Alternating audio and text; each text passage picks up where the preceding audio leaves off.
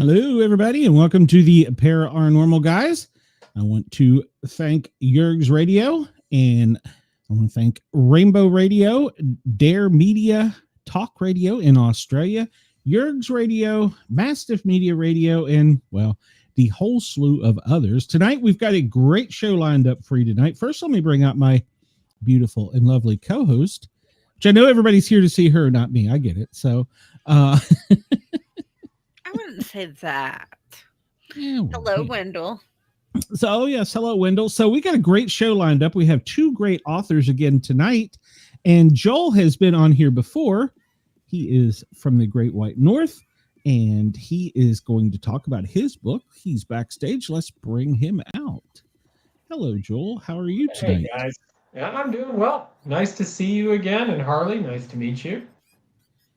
Nice Just be to meet careful. you. She's a mean one, so. No, I'm not. So, Joel, how have you okay, been? if yes, salty, maybe I am. There's nothing wrong with that, right? I mean, just be you. It's 2025. She is her. So, Joel, how you been since we last talked? It's been a bit.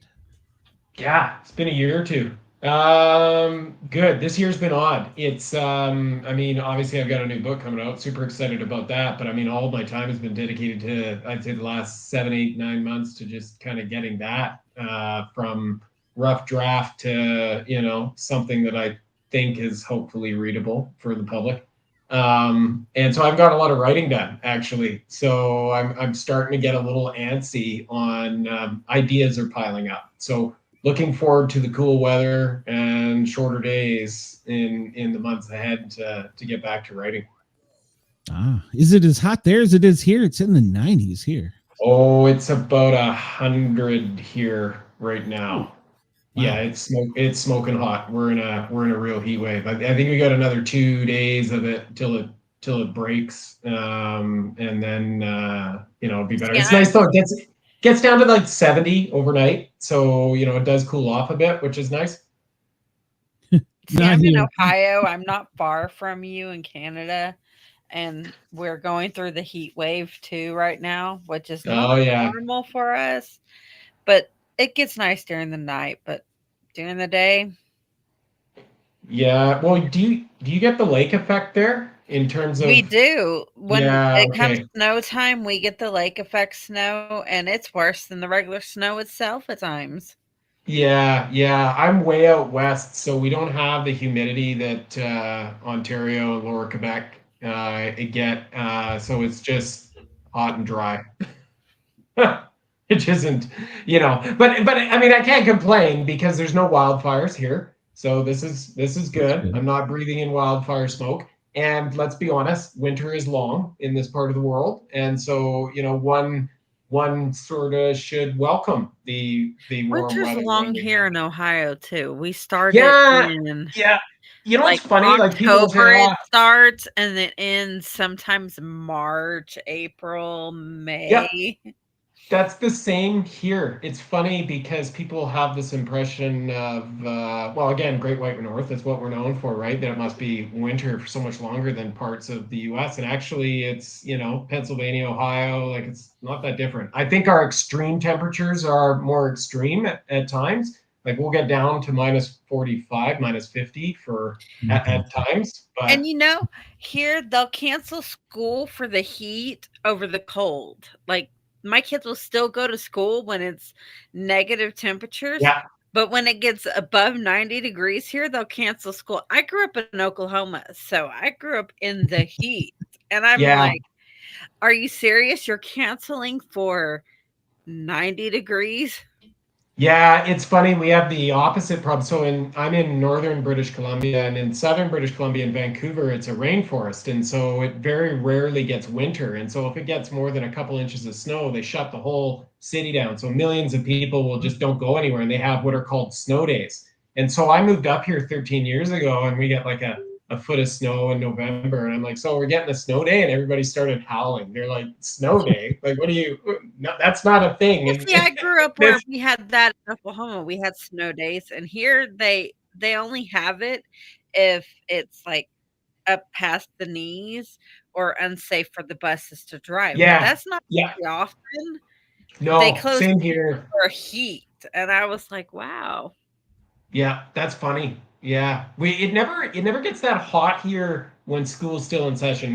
This is the time of year when we'll get the heat wave. It'll be sort of second half of July, first half of August it'll hit, and then by end of August, we could be freezing again overnight. So it does change pretty quick. Wendell's in Alabama, so if the they heat see snow goes in Alabama, until like we get really hot. My kids go back to school next month at the end of August, and they're still hot into September. And then instead of like getting into fall, we have fall from like the beginning of September till the 1st of October. Then it rains, and then we get snow. Yeah, okay. That's actually worse than here. You guys should move, this sounds like a sales pitch for moving to northern British Columbia. I've been getting ads on TikTok from Canada saying move to Canada.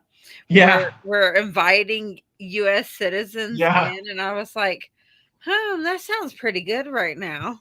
Yeah, we actually have, there's a big recruitment effort going on here for American doctors. And the whole pitch is, if you're tired of the politics down there, come up here, because it's allegedly more functional in this country. And I'm not sure that's true, but I mean, if it means we get more doctors, I'm okay with that. I think all politicians do the same thing everywhere. Lie.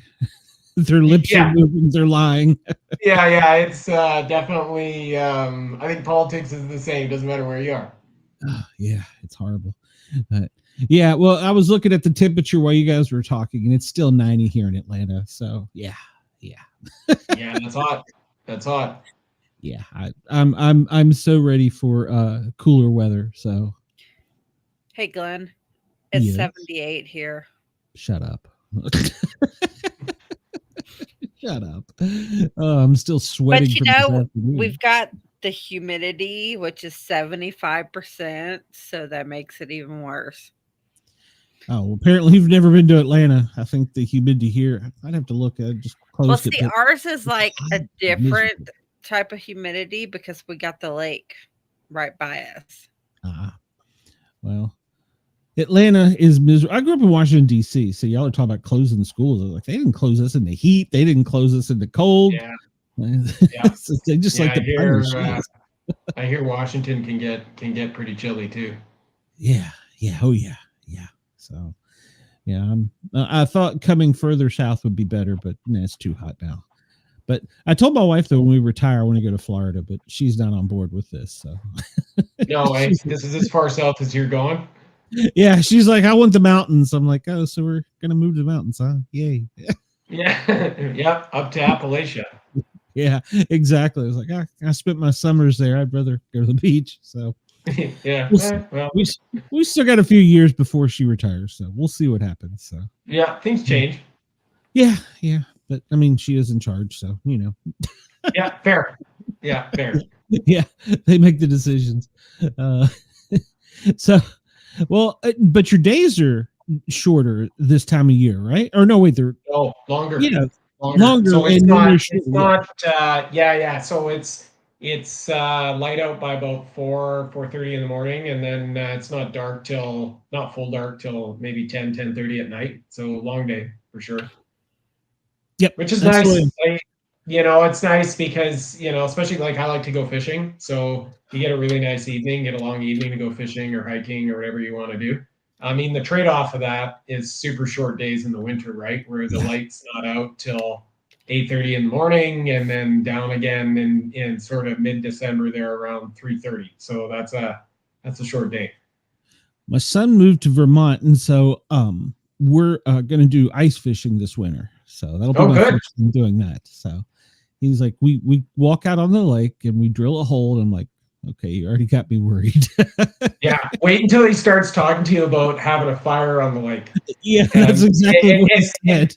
Yeah, and it's fine. Like, it's totally fine. You can sit up there and have a big old bonfire, and like you're not gonna fall through the lake. But it is the strangest thing ever the first time you do it, because you got a big fire, campfire, you're roasting wieners, doing whatever you're doing. The water is clearly sort of melting under it, but it doesn't really go any deeper than that. It's somehow magically it works. So there you go.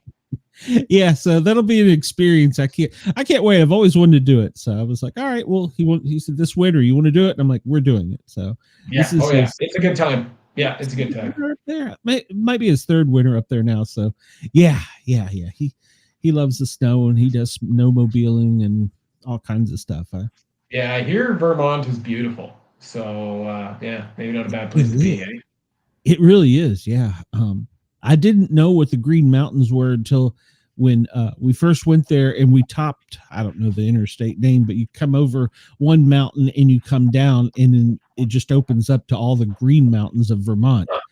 And when they say they're green, they are like emerald green in the spring. It is the most beautiful thing I'd ever seen. And I grew up, well, I didn't grow up, but I spent a lot of summers in the Smokies, and I saw it, like, wow, that is gorgeous.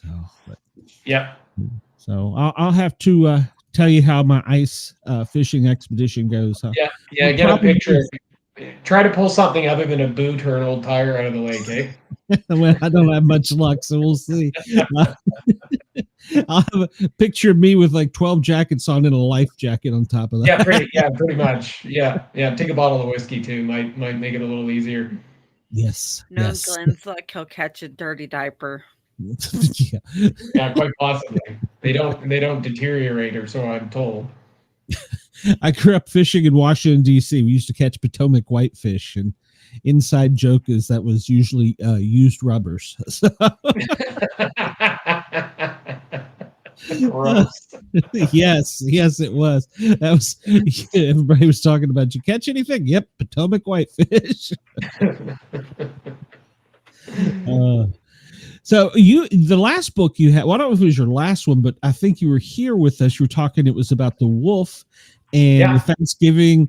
I still need to get that for a Thanksgiving book. I didn't get it last year. I meant to, because it seems like a great fun story, but this one's different. You took a shift with this. Yeah, I did. Last one was a horror comedy novella, and definitely an adult book. And this is a young adult fantasy action adventure. And I got to tell you, like, I'd love to tell you that was some grand master plan of diversifying my skill set. But at the end of the day, it wasn't. I just started writing something, and I didn't even know it was young adult until 2 years after I finished it. And I went back and started editing it. And I was like, I think this is actually sort of for the 14 plus crowd. Good for adults too. So it's definitely a different flavor book, but it harkens back to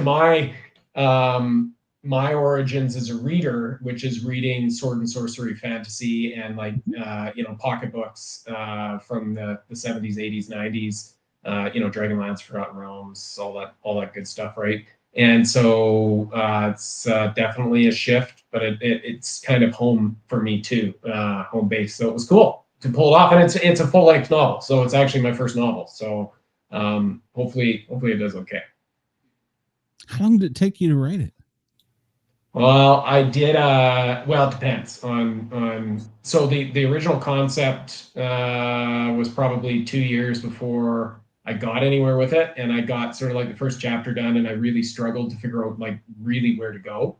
And I kept trying, and I was hitting a wall, like literally a wall in the story, and I didn't know where to do. And I actually ended up turning the characters around and pointed them in the other direction, and then it fell out. And I did a NaNoWriMo, which is a novel in 50,000 words in 30 days. And so once I had the idea, I challenged myself to that. And so I did 50K in 30 days in November of 2021. Then I was on a roll, and I did the last sort of 50K in December of 2021 and got it finished by the end of that year. So it was really about 2 months of intensive writing to get it done, just shy of 100K, and then shelved it for a while because in 2022, Wolf at the Door came out. And then in 2024, I had an anthology come out and a number of short stories sort of in between, pretty much all of it fantasy, some of it weird Western, one dark fantasy. And I was busy doing that. And then late last year, I was like, I really need to do something with this. And so I went back and I started reading it again. And I wasn't actually sure what to think of it when I went into it. And I was like, actually, I think this is pretty good. It was what I hoped that it would be, at least for me. It's what I want to read. And so then that started the process of editing and everything. And I got to tell you, I hate editing. Like, I really hate it. And that was part of it. Is I was like, it's one thing to edit, a 5,000 word short story and then pitch it until you get a publisher and then get it out there. Like you can, I look at that and that's a fairly digestible task. But 100,000 words, it's painful. It's painful, right? So I don't know that I have that. Oddly enough, for a writer, I struggle with that level of concentration. I can write it. But editing it, that's where I struggle. So. Well, I was going to say, would you rather have somebody else do it, though? It's your baby, so. Yeah, and you don't, right? At least not on the first pass. Because that first draft is, for all intents and purposes, it's garbage, right? Like there's something there, but it's unneeded dough. And so I do believe that you as the writer need to go back and do that pass. And sort of clean it up as best you can before you put it into an editor's hands, which is what happened with this one, and has happened with everyone. Because I'm a big believer in you do need that outside viewpoint to make your life. Because I could edit for structure and development, and outside editor can do an even better job of that. But I certainly cannot copy edit my own work. You get back into the flow of the story and you start to overlook mistakes, and you don't want mistakes in there, simple punctuation and spelling mistakes and formatting mistakes when you publish, because it looks unprofessional, but I think more importantly than that, it takes the reader out of the book, right? The moment somebody sees an error, so you might get away with half a dozen of them in a novel. And people will be okay, but anything more than that, and people start thinking, like they didn't take it seriously, I'm not going to take it seriously, I'm falling out of the story, that's it, I'm done, right? And then it's a do not finish. So yeah, I take that part of it really, really seriously. And people can be brutal with their replies on things too. So yeah. I mean, that's something you get used to. Is they don't know who you are. You're not a human being to them. Right, you're a name attached to a piece of media or text, and they're gonna say what they're gonna say. And it's funny, the early reviews for this have been overwhelmingly positive, like really good. But there was one that came in that was a 1-star, and it's legit. And the person was just like, this was advertised as young adult, but there's a bunch of 4-letter words in it, and I just like. That's how can that be young adult? And it's funny because I take what they're saying seriously. I'm like, yeah, I kind of get it. Like, depending on, what sort of social class or demographic you come from, that might be an issue for you in handing that over to a 14-year-old. Now, when I was a 14-year-old, where I came from, that was exactly what you wanted to read. That's exactly what you read. And 4-letter words didn't necessarily take away from themes that were more around, youth and coming of age and that kind of thing. And so, the young adult is really around the theme of coming of age and your relationship with your parents. And that's the subtext in this novel, less so, some of those adult situations. And so, I'm running a risk there as an author, but it's art. That's what you do. Not everybody's going to like it. Some people are going to spit it back at you. Some people are going to love it. It's kind of theirs now, right? I've done my part, and exactly. If it crashes and burns, well, I guess it does. But I'm proud of it. I love it. I think it's a really fun, great book. And so you just keep going, right? Exactly. You're talking about the 4-lettered words. One of our viewers said that people are using words that he doesn't even know what they mean. But I grew up. I know when my daughter was About 14, 15, if not younger. She may have been like 10 or 11. She was reading Twilight and books like that, and those books weren't considered young adult. Well, they were, but they Yeah, you had know, that thing that could be taken wrong by some authors. And look where she is. Those books look are where now. They exactly became right. movies, and you got to start somewhere. And You once you do. get that right crowd, you're going to get far. Yeah, I think you do.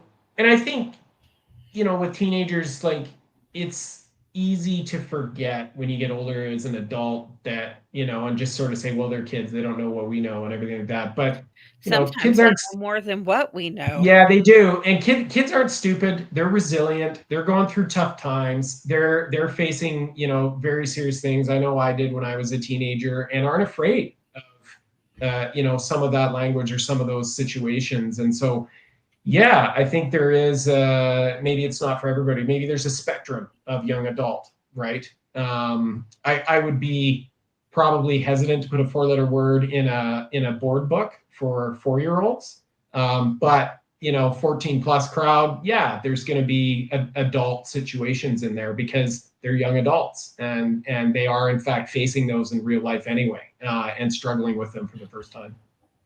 And most of them are using those 4-letter words Anyway, the parents yeah. anyways. Yeah, and I gotta say, like, I was terrible as a kid. I swore like a sailor from about the age of 9 or 10 on. That was just sort of growing up in the 80s or 90s and with, neighborhood kids. That was just the nomenclature of the time. And I don't know if it's any better now. Probably not. Most of the young adults grow up hearing their parents say that, if not worse. So 4-letter words weren't. Yeah. I'm a parent to 2 daughters. They're 10 and 8, and I know my partner and I, we try our best to keep it. But I mean, actually, she sleeps more than I do. She's dropped a few F-bombs in front of our girls before, and I'm like, hey, like, easy. But I make the same mistake, right? And then you got to explain yourself, and yada yada yada, right? No one's perfect. I have grandkids. I keep hearing language papa. And my youngest is 14, and he's got disabilities that make it where he can't exactly control what comes out of his mouth. And like, he's got oppositional defiant disorder, and he slips the 4-letter words quite a few times, not trying to, just when he's mad, and he'll do it at school, and I'm like, you can't do that. No, you can't. But it's funny. But he's in the smaller class, so they understand. Yeah, they've got supports in place for him, right? Somebody said to me once, it's probably BS, but somebody said that people who swear more actually have a higher IQ, and I choose to believe that's true. I've heard that, yeah. Yeah, I'll go with that. Let's go with that. I agree. I concur. So, I grew up with Eddie Murphy and Saturday Night Live and all that. So, oh yeah, George Carlin, right? Yep. Right, like that's yeah. My mom still blushes. So, oh yeah, she's like, yeah, I can't believe that you watched some of this stuff. I'm like, yeah, well, And then, of course, Eddie Murphy did the switch, and he went to the Disney route. So yeah, he did. Yeah, he had a sort of a mid-career, sort of still funny though. God, yeah. Oh yeah, and I just read that he's going to do the new Inspector Clouseau movie. So interesting. I'm excited about that because I think I'll watch that. Nail it. Yeah, I think he'll nail it. So. Oh yeah, he'll nail it. Yeah, that'll be good.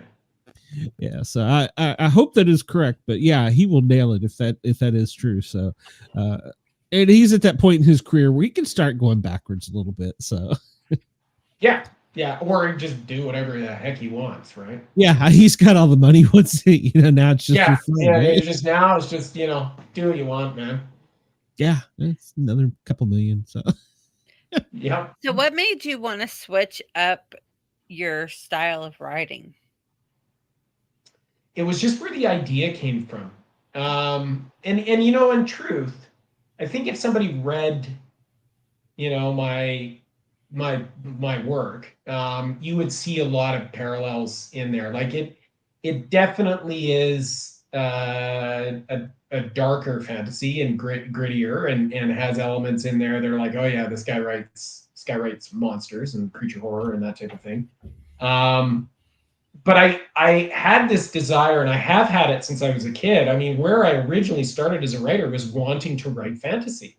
And I kind of fell into horror as an adult. It's kind of how that went. I'm a massive fan of horror and creature features and all those other things. But there was always this piece of me where I was trying to write a fantasy novel, and I just couldn't find the story. And I think I found the stories for the text for horror earlier. I understood it perhaps a little bit more as a creator and what that was about. And horror, especially as I was trying to learn how to write short stories, horror was a really good place to start. It was a lot of what I was reading.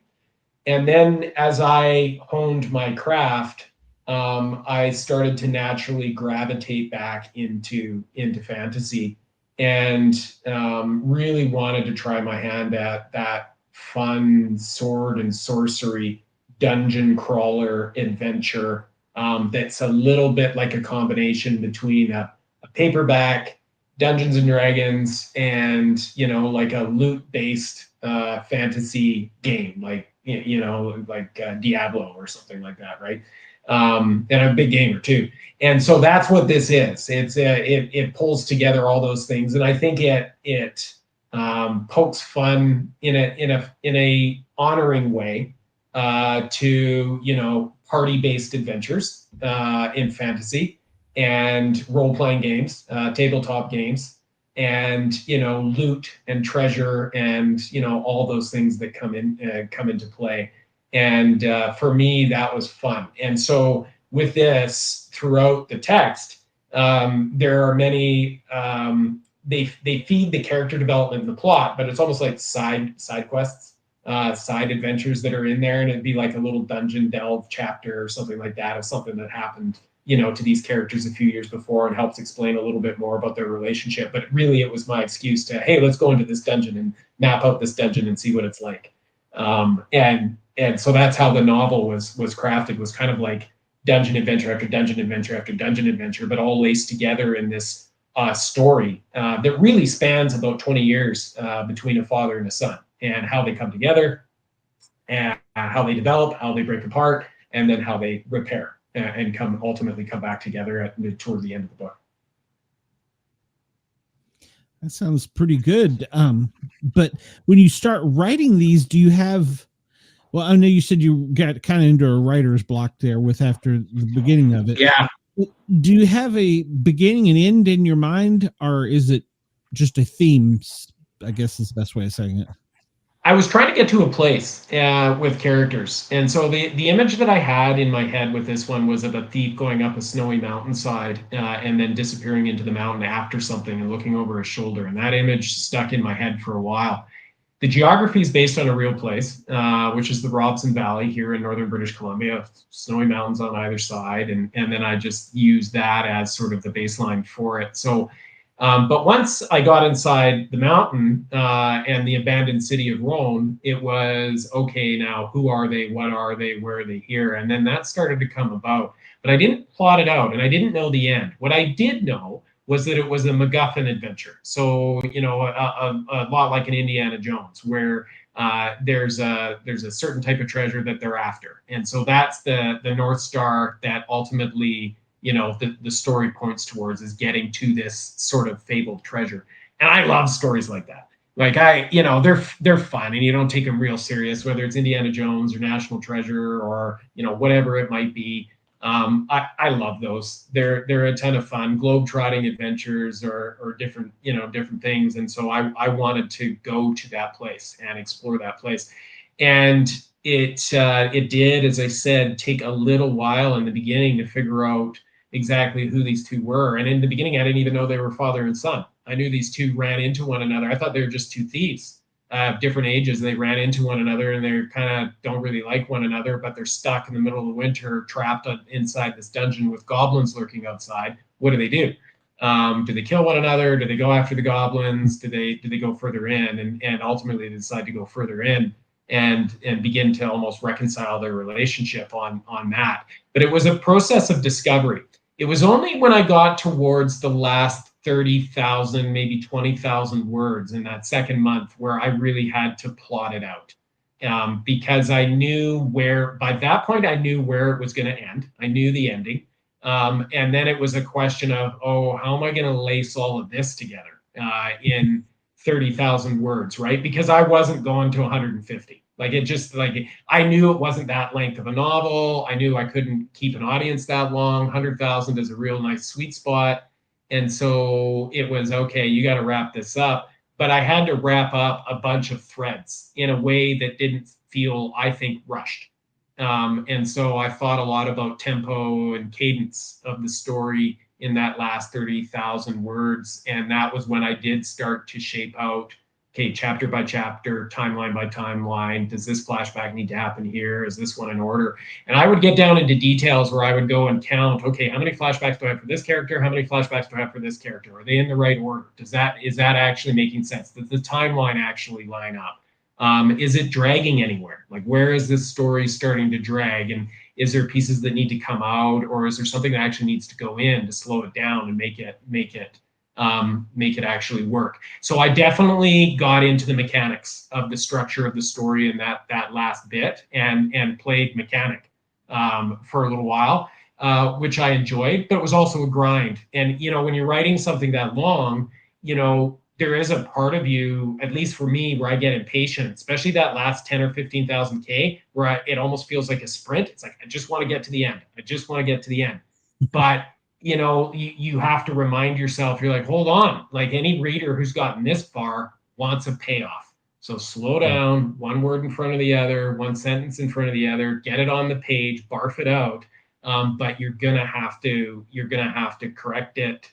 If you rush too much now, you're just gonna have more work later on the editing, right? Which you're always gonna have anyway. Yeah. That was what I was trying to tell myself, and it was my first novel too. So you don't really know what the hell you're doing. It is definitely a process of feeling your way in the dark and saying, well, this kind of makes sense to me.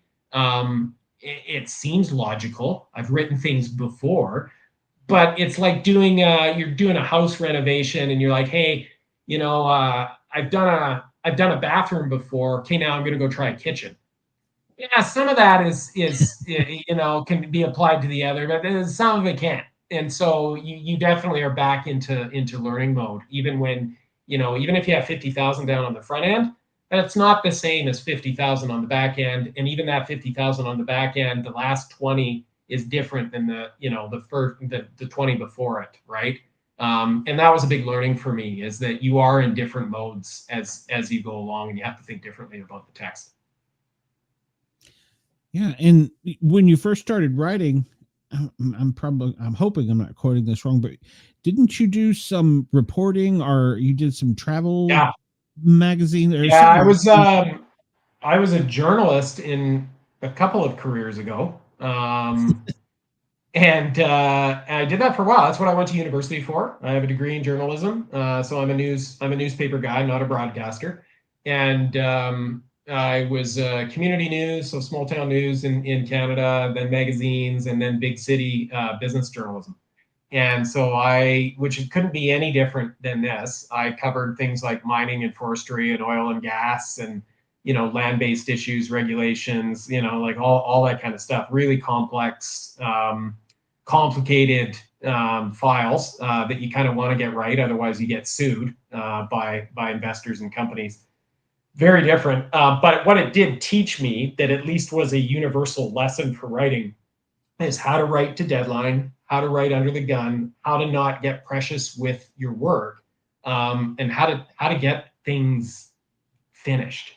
And keep meeting deadlines and create discipline and habits. And that has been very, very helpful for me as a fiction writer. So I had that going in when I started writing fiction, which was a number of years after I got out of journalism. But what I didn't have is that journalism does not translate into writing fiction. And so it is a much different craft. I mean, it is, I think, analogous to, if you play the piano, it doesn't necessarily mean you know how to play the guitar. And so that, to me, I actually had to go back to school for fiction, even though, I've been dabbling in fiction on the side for well over 20 years. I really didn't know what I was doing. I really didn't know about creating conflict and characters, and, a first act versus a second act versus a third act, and themes and consistency. Those were things that I'd heard about, I'd read about, but I didn't understand because I wasn't actively trying to practice that. And so I did online courses. I started reading about writing. I started practicing a lot. I started getting my work out there. And if you recall from our last conversation, though I don't expect you would, Wolf at the Door was actually an attempt by me to understand how to write conflict. That's what that one was about. And I wrote that during that first phase of COVID, when we were all sort of dealing with suddenly a big real world problem. But it was truly a practice in me, like, hey, I'm going to create conflict. I want to see how this plays out. And so I maximized conflict in that book, and it turned out, I think, rather well. And the reviewers would seem to say the same thing. But all of these are a learning process, and I think with this one, the Dungeoneers, it was definitely about learning how to write at length, but hopefully page turning length, right? Not I don't want to criticize them, but I think I know what you'll know what I mean when I say, like, not dense Dickensian fiction that goes on for 1,000 pages and describes in detail what was on the dining room table. I'm not that kind of a writer. I'm still very much a journalist at heart, which is the words are only in there if they serve the story. Same with world building. Somebody asked me recently, how do you approach world building? And there is extensive world building behind this, but it's you only see it in the text insofar as it serves the story. Okay. Now, do you have, like, you were talking about world building, do you have like I'll call it your own little Wikipedia book somewhere where you go back and research, Bob did this, or Tom was born here, or something like that? Or no, I'm not that organized at this point in time. I would say that the if there is a canon to this world, the only canon that exists is in the Dungeoneers. And so when I started writing a sequel, which is I've got one chapter done, but I know the problem I'm going to face, which is that I'm going to have to pull out the first book a lot and say, well, how did I refer to this then? And there's a lot of that in the editing, where I had to, two of the major influencers in the world are one of them is a big trading company called the Erder and Expanse trading company, the E&E, and the other is the Royal Merchants Guild of Mordred, which is the guild.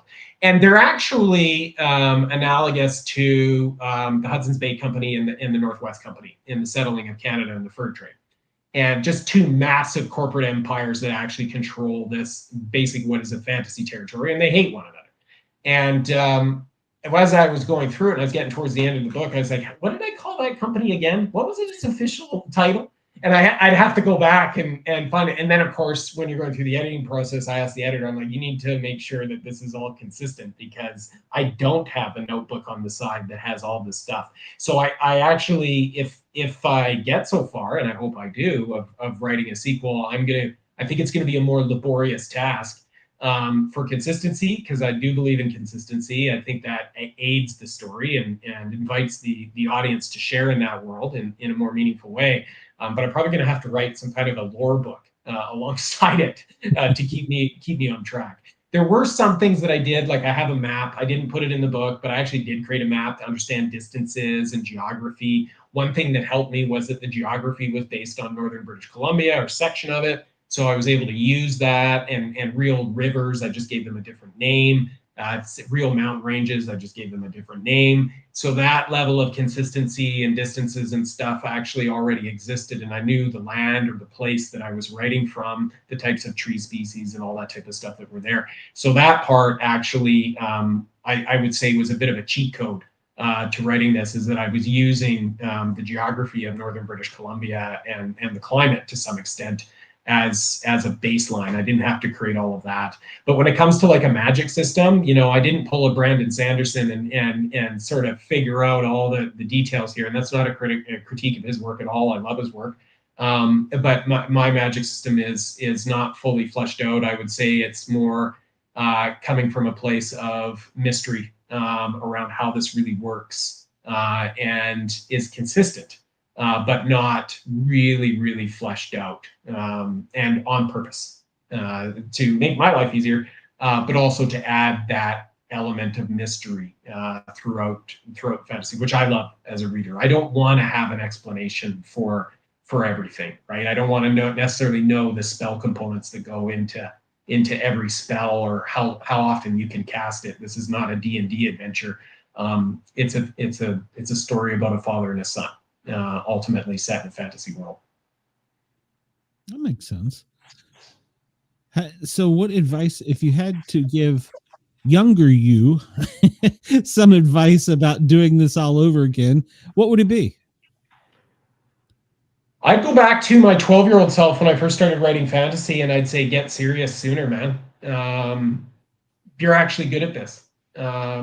And stop wasting your time as a teenager, you know, with the social side of things and skipping class and hanging out with your friends and, you know, shotgunning beers. That would be my advice. I mean, those are all great stories and everything. And I suppose they do broaden, if you survive it and you don't hurt yourself, they do broaden your world experience and help you understand people and all that stuff. But a lot of wasted time too.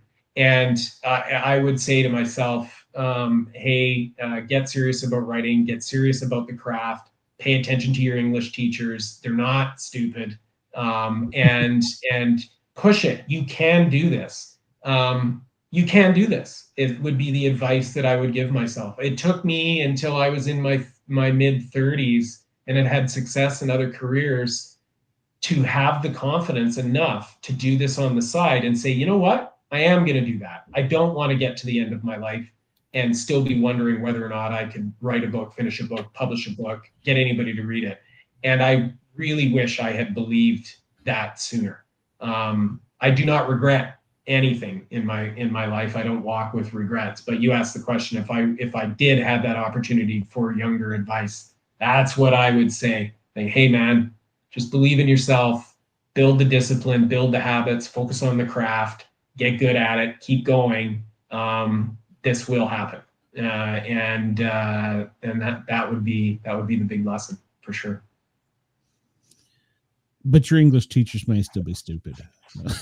Yeah, there was one or two I didn't really like, I have to admit. But then again, didn't really like from the 16-year-old version of me's perspective who thought he knew everything. Yeah. And he knew sweet F all. And has only really come to realize that as I've, matured as a parent and got now into my early 40s and all that other kind of stuff, right? So very much the same story that all of us go through. So yeah, maybe some were better than others for sure, but definitely well-meaning people, and everybody can teach you something, even if it's what not to do. I like that. Yeah, I like that. And that was one thing I went through my entire life. And I don't know if it was a teacher who instilled that in me.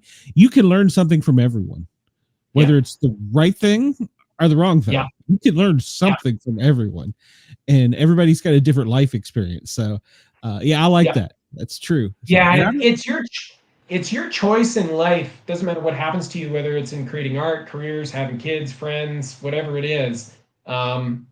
You don't learn much from success. You learn everything from failure, but it's your choice when you have those failures to either be humiliated or learn humility, or to cower and walk away from it and get angry, or to look at that and say, yeah, I screwed that up.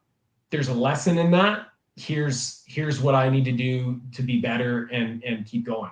And hey, we're not all perfect. There's been times where I've had failures, and you get righteous anger and think it's everybody else's fault and blah blah blah blah blah. But 100% of the time that I've lost my temper or I've taken that road, I've been wrong further and made another mistake. And the times when I have seen those lessons as for what they are, things not to do, or things that other people have done that I don't want to repeat, is actually where I've made progress.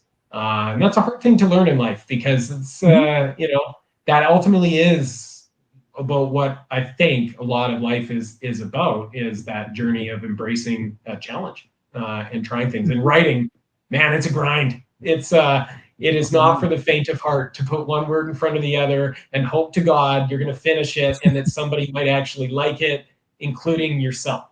And I've come, as I've gotten older, to actually enjoy that about it. The practice of it, even to go so far to say at times the suffering of it, yes, I think is almost meditative and freeing. And so for me, even though, I'm writing creature features and page turners and fantasy and adventures and treasures and all that stuff, it's really not complicated. Like, you wouldn't study this stuff in first year university by any stretch. But I do have an artist's approach to it, for sure. I interviewed. Where can your books be found at? Amazon and my website, joelmckay.ca. And then hop on Amazon and you can find everything there. There's an author page there. Just search up Joel McKay. You'll see the 3 books there. The short stories, you'll find some links to the anthologies I've been published in from other publishers. But if you want a fulsome list of some of that stuff, then you hop on my website under fiction and you'll actually see the list of short stories where my work has been captured. And I would almost encourage people to do that. Short fiction is usually something that is the passion of literary geeks in university, but it is a great gateway into finding new authors and new voices out there, especially from small indie publishers. Again, we all like to pick up the novel that's sitting in the airport or your local bookstore, and there's nothing wrong with that. But it's kind of cool. It's almost like going into a vinyl record store back in the day and picking up vinyl or a cassette from somebody you hadn't heard from before, and trying it out. And so, I always encourage people to engage with anthologies, try anthologies, read 1 or 2 a year, get exposed to other authors. That's how you find things. And it's why I like writing short fiction. I think it makes you a better writer. And I also like being a part of that. It feels really cool.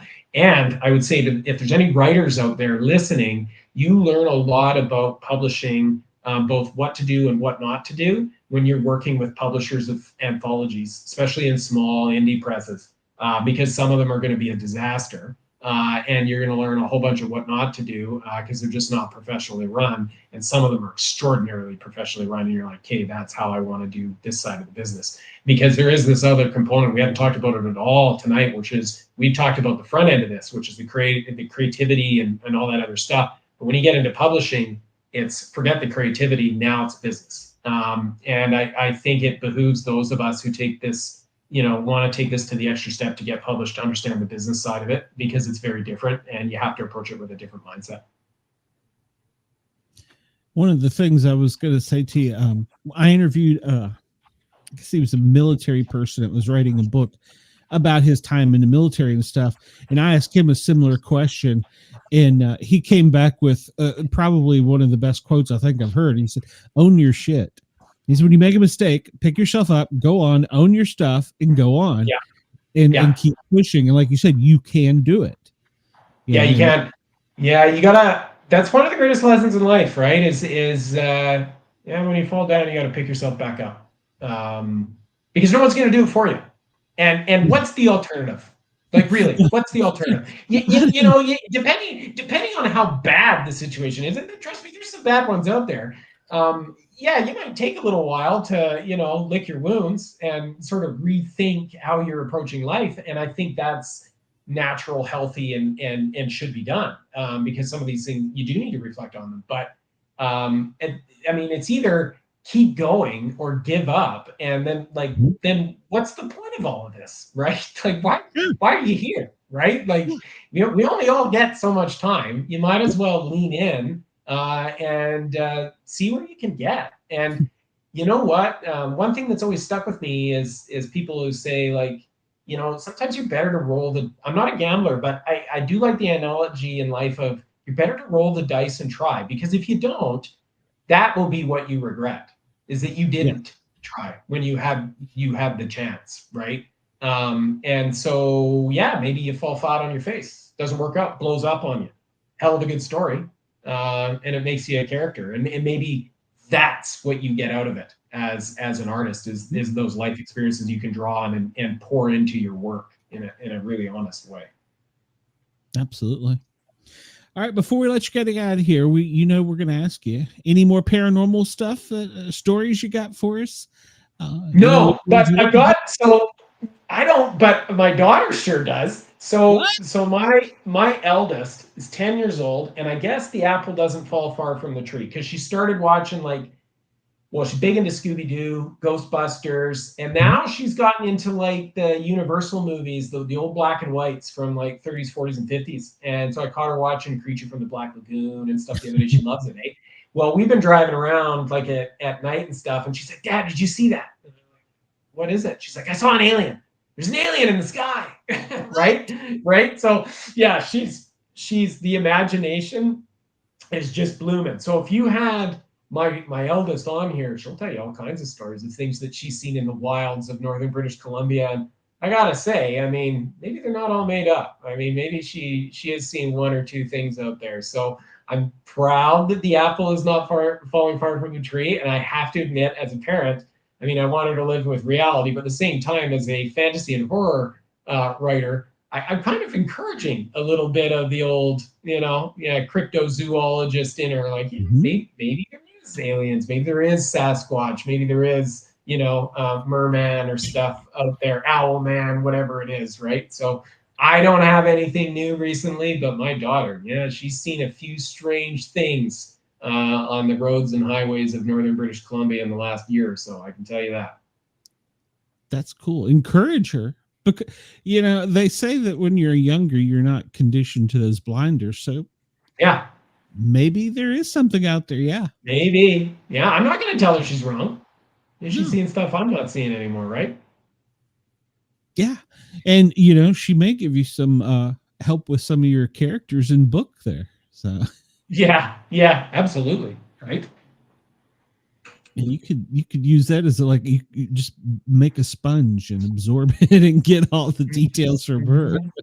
Everything leads to a story idea, right? That is one of the great things about being a writer. Yeah, and when she gets older, she'll be like, "You made your living off my imagination, Dad." Yeah, I want my 50%, pops. Yeah, exactly. And you know what? As I've always said, if I strike it rich here on any one of these things, yeah, you can have the 50%. I'm fine. I'll be good with the 50% of being rich. I'm good with that, right? I'm with you there. All right, man. Well, I don't want to keep you all night, because I know we try and only keep you for an hour. In the show notes, everybody will have where they can find you, and if they want to reach out to you. And I'm sure you would be interested in giving any young authors advice as well. So, yeah, you're very approachable. I like that. Is there anything else coming up? What's next? Back to horror. Yeah, so I've got the first chapter of the Dungeoneers 2 written, and I also have a full-length cosmic horror novel that is scary as hell, that is written, and I'm in the process of starting to edit it now, and we'll be looking at publishing options. Yeah, Harley, I will tell you, it is set on the British Columbia coast in a ghost town where a pulp mill used to be, and somebody tries to restart that pulp mill and they wake something up. And I'm big on stuff like that. I just did a show on the Annabelle doll here recently on my other show. Yeah, so it's I'm pretty proud of it. So I'm just in first draft is done, so I'm starting to go through second draft of it now. It is a Canadian story, a British Columbia story. Definitely has roots in forestry and in the geography here. But at its heart, it is a nasty cosmic horror, dreadful, things are not going to end well kind of novel. So I'm going back to that next time. So I'll be editing that. And then as I said, when we first started out, once the Dungeoneers is out here August 15th, everywhere, paperback and ebook, I'll be hopefully finding some time in the fall when the cool weather hits to maybe get back to the Dungeoneers too, see where that story takes me. Great. When you do the horror story, you come back and tell us all about it? Oh, love to. Ah, awesome. Harley would be more than glad to. She is definitely my horror queen. So I am not that big into the horror genre. So you could have that. I don't like the things that go bump in the night. I'll take the big furry things in the woods. So yeah, fair enough. Fair enough. I don't know. Little dolls that chase you around the house. No, thank you. No, thank you. Yeah, I get it. That is it's kind of terrifying, to be honest with you. Yeah. Chucky scared the hell out of me at movies. Me too. Yeah, my brother, who's 4 years older than me, thought it was a great idea for me to see Child's Play 2 when I was about 6 years old. It was not a great idea. In fact, an adult and still scared of it. This is the point in the show where I concede that all of this horror writing is actually maybe trauma-based, that was triggered by my older brother. So, I love him, and I maybe owe him some of this, but he ain't getting a friggin' cent of royalties for what he did to me. He terrorized you. As an older sibling, it's our job to torture the younger ones. It is. Be able to survive as an adult. Yeah, that's honest work. Honest work. Oh, that's funny. I'm lucky I was an only child then. There you go. All right, man. Well, thank you. And yeah, you can come back and you can scare the hell out of me, and Harley she'll tuck me in at night or something. So yeah, there you go. Yeah, but yeah, please. just send you a Raggedy Ann doll, Glenn. No. So no, thank you. But yeah, please come back and see us. You know how to get in touch with me. You got my email and stuff. Yeah. So yeah, please do. I think we'd love that. So, and I'll take fishing stories too if you got them. So I got them. Yeah, I got lots of those. That's weird things that happen out there too. Yeah. I may need pointers. So yeah, absolutely. Yeah. All right, Joel. Have a great night. Thank you so much for coming on, and I look forward to seeing you again. So yeah, thanks so much for having me. It's always great to chat. Appreciate it. Have an awesome night. You too, Joel. We'll see you soon. All right, bye-bye. All right, bye-bye. He's awesome. We had him on before with the wolf wolf at the dinner table? That book. Wolf at the Door. Wolf at the Door. That book just perplexes me. It sounds so great. So I meant to buy it. I always like to buy theme-based, like I bought a Christmas horror movie that was kind of like a Dickens at the fire station last Christmas. I always like to buy a theme-based, for the time of year book to kind of read. And so I meant to get that last year and didn't. So I will definitely do that this year because it sounds awesome. So, and plus I hope he gives me some great fishing tips. So I'm not sure that I want to go out onto a lake and start a fire. Yeah, I'm not sure that we're going to drill holes and then start a fire. Not sure that sounds like a good idea. So, yeah. Our next guest, let's see, James. He's not with us yet, but he's got Rock Hill Publishing, and he writes historical fantasies, and he's got several out. And the most recent one he has is talking about called the Ruby Cradle. It's book 2 in the series. But I want to ask him if we get to it. Hopefully, I don't see any emails. I was just checking. I want to ask him. He's got a mermaid pirate book that sounds very interesting. So hopefully he'll be able to join us here soon. I haven't received anything, but hopefully he'll be there. So I was looking over some of your other shows, and you're doing quite well on some things there. I'm happy for you. I know it. Things seem to be going like, this may sound weird, okay? You know how on TikTok they do the tarot readers do like readings for zodiac signs? Well, I got one here a couple days ago that said for a Libra, and I sent it to you too. And it said how things were going to change in your life. You were going to cut out toxicity, and things were going to start looking up for you, and you were going to move in a better direction. Well, you know what I've done this month. Yes. And my views have picked up on my YouTube. I'm going to be going on to the radio here before long, once me and him get things all tied down. I've joined a new network that's been supporting our channel. Awesome. Yeah, you got all kinds of good things going on. I heard in my ear here, James has hopped. He's backstage. Let's bring him out. James, Hello. Welcome. Hello there. How's everybody doing today? I'm good. How are you? Great. Good. I'm good. It's hot here, but not now. It's night. I was going to say, where are you at? I'm in Virginia Beach. Oh, okay. All right. Well, East Coast. It's still hot. So. Yeah. Yeah, it's pretty hot here in Atlanta. I like Virginia Beach. I grew up in Virginia, so partially. Oh, okay. More northern, though, up by DC. So don't hold it against me, please. I won't. I have kids now that live down there in Atlanta or somewhere near there. So yes. Don't hold that against me either. No, but not at all. I'm an Old Dominion at heart, so not at all. So you have several books out, and your most recent one is book 2 in a series, correct? That is correct. And that's it on the back wall back there. I don't know how much you can see of it, but it's called The Ruby Cradle. Tell us about it. All right. Hold on. I got a better picture of it here. I like it. I like it a lot. Okay. So The Ruby Cradle is the second book in the Gemstone series. And the series is about mermaids and humans and dragons. And the mythology is that these three beings are what control the world.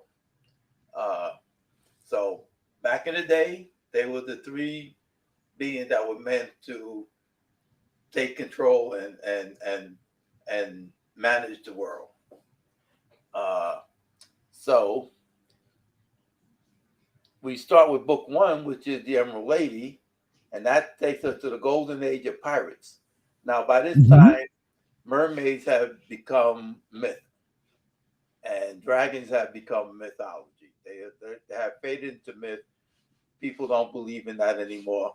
So Jeremy, who's a sailor, believes in the science of the day. He believes in the wind and the ocean and that kind of thing. And he winds up sailing on a ship, and it winds up going into a hurricane.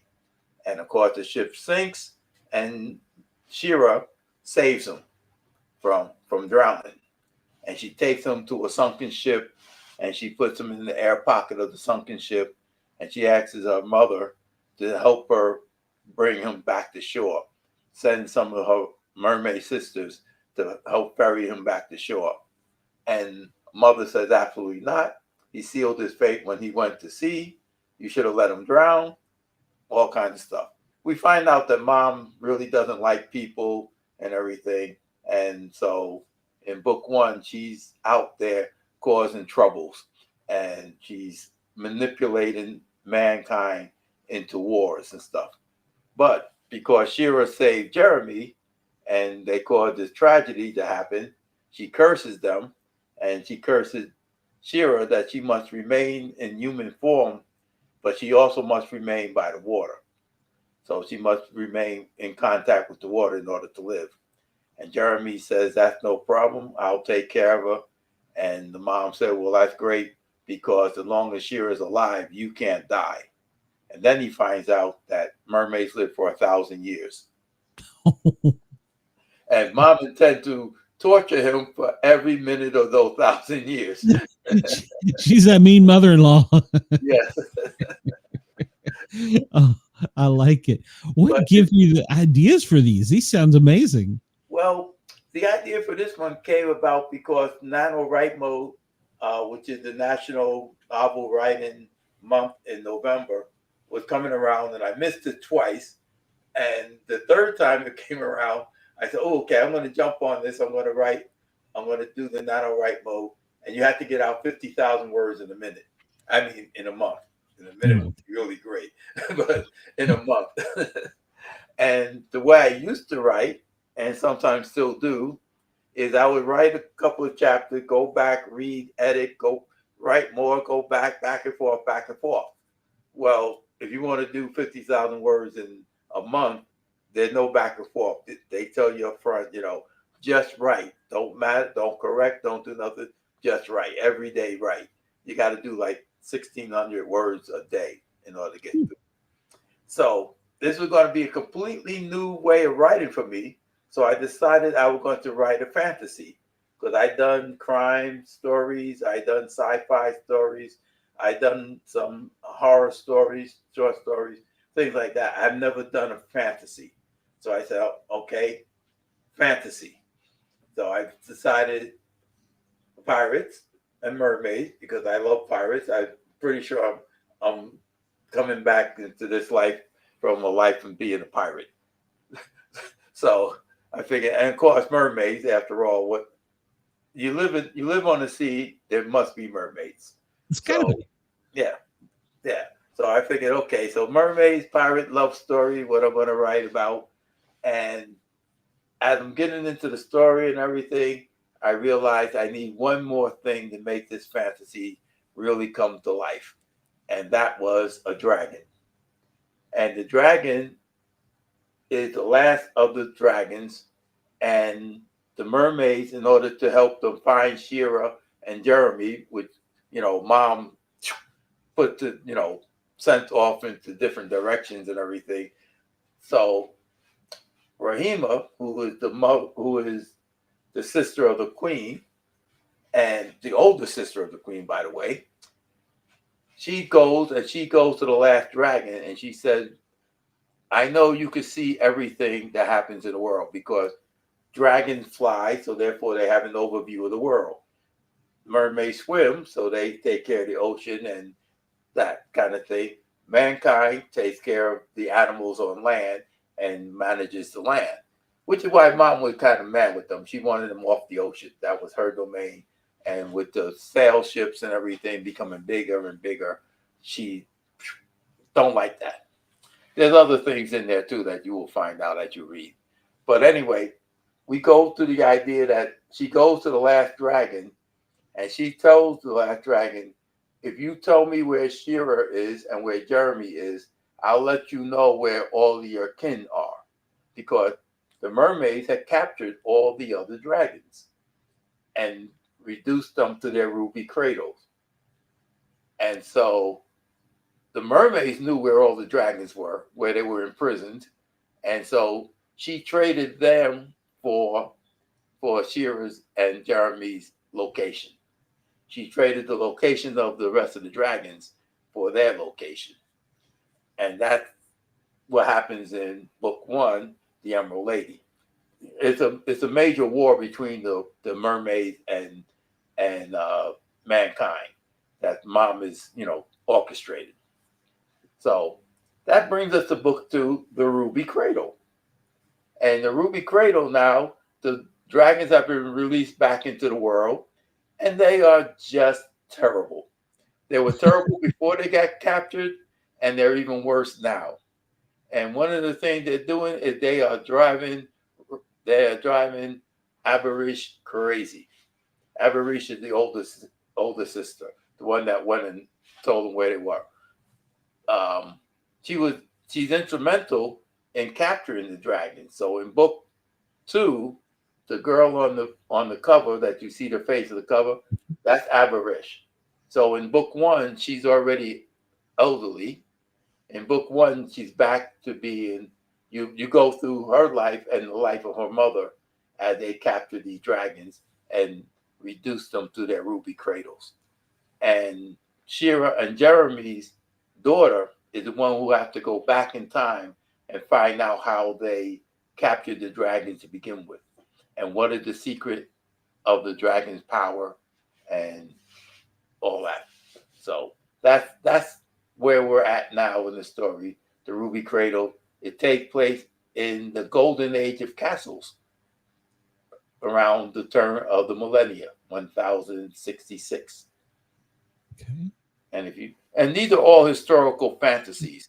So if you know what happened in 1066, there was a very big change in history, which is the Battle of Hastings, in which the English loses England and the Norsemen wind up taking it over.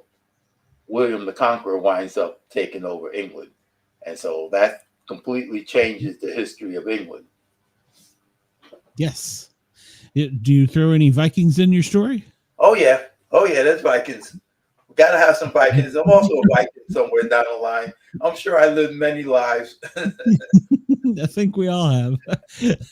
That's great. You know, I was thinking while you were talking, out of all the authors and people that I've interviewed over, I've been doing this for, I guess, about 3 years. I think you're the first mermaid. Oh. Like, no, you know what I mean? and that's funny because I have a fascination with them too. Every time we go to the beach, I'm like, because I explore for Bigfoot. That's my thing. I'm not so much the ghost no, I don't want any of that. I'll take the furry thing out in the woods. But whenever we go to the beach, I'm like, well, there's Bigfoot. There's got to be mermaids or mermen or So that's my thing. And funny enough, I'm going to be writing a book myself, but mine's going to be more like cryptids that nobody knows about that's around the world. And I've had to spend a great deal of time in East Tennessee, which was one of the areas I grew up in. And so I was researching some of them. And there's in Claiborne County, Tennessee, there is a creek that's mountain fed, but it comes up in one section where it's from a spring. And it's the bluest water you'll ever see. And there's a legend of the blue hole mermaid in landlocked East Tennessee. Oh, nice. And so I went on a whole thing reading about this mermaid. And the child that I'm sorry, I'll digress for a second. The child that first came in contact with the mermaid back in like 1945, I believe, she either had a great imagination or it happened, because the mermaid, she names the mermaid's name, and I don't have my notes in front of me now, and she talks about the mermaid's family, and the mermaid told her, said, well, you can come with me and live eternally. And she took her in a bubble down to her world and let her see it, and she described it all so neatly. Or you can go home, but you will never be able to come back again. And she says, so basically you have to choose the love of your family or immortality and growing up in like paradise, I guess, so to speak. And of course, as a young child, she went back to her mom. Yeah. But later she goes on in life to write, as an elder our age, that I wish I had. And so to this day, she still believes her. Well, she may not be alive now, but to her present day, when she was older, she still has the vivid memories of that and wishes she could have done or should have done that. Yeah. So I was shocked that there was mermaids that far inland. Yes, I was surprised that they would make it that far inland. Yeah, but she described that there's underwater oceans that connect to the oceans and they can come up anywhere.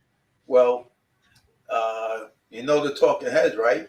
They made that song about the water under the water. You know, once in a lifetime. You know, there's water under the water, water flowing into the ocean. Once in a lifetime. That's right. I grew up in New York. I'm from New York. I live in Virginia now, but I grew up in New York City.